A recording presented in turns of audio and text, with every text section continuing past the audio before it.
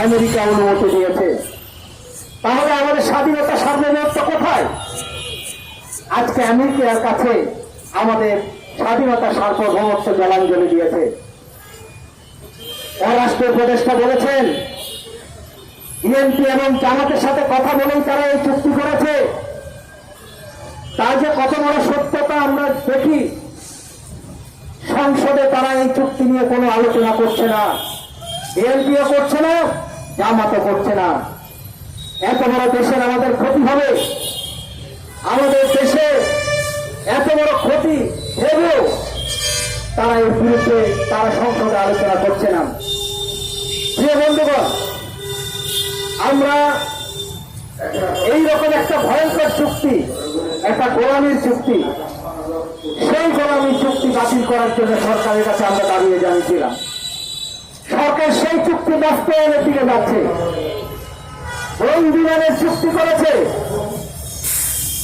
এবং পররাষ্ট্রমন্ত্রী আমেরিকাতে গিয়ে সেখানে সামরিক চুক্তি স্মারক সেখানে করে আসছে। অর্থাৎ এই যে চুক্তি আমেরিকার সাথে, সেটা বাস্তবায়নের কাজ তারা শুরু করে দিয়েছে।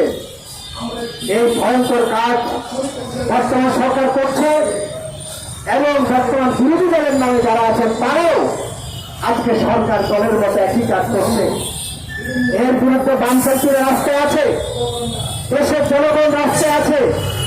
দেশের জনগণ এবং এই দেশে বাম প্রগতিশীল মানুষ তারা একত্রিত হয়ে সাম্রাজ্যবাদ এবং যুদ্ধবিরোধী জোটের মাধ্যমে মিছিল সমাবেশ করতে প্রতিবাদ করছে। আমরা সরকারের আহ্বান জানাতে চাই, অবিলম্বে এই মার্কিন দাসত্বের চুক্তি সেটা বাতিল করতে হবে। নতুবা সারা দেশের মানুষ এই সরকারকে বিদায় করতেও তারা দ্বিধাবোধ করবে না। আমাদের এই সংগ্রাম চলছে, আমাদের এই সংগ্রাম চলবে। দেশের মানুষের প্রতি আহ্বান জানাই, বামপন্থীদের শক্তিকে ভারতকে শক্তিশালী করে সত্যিকারের দেশপ্রেমের শক্তি হল বামপন্থী শক্তি।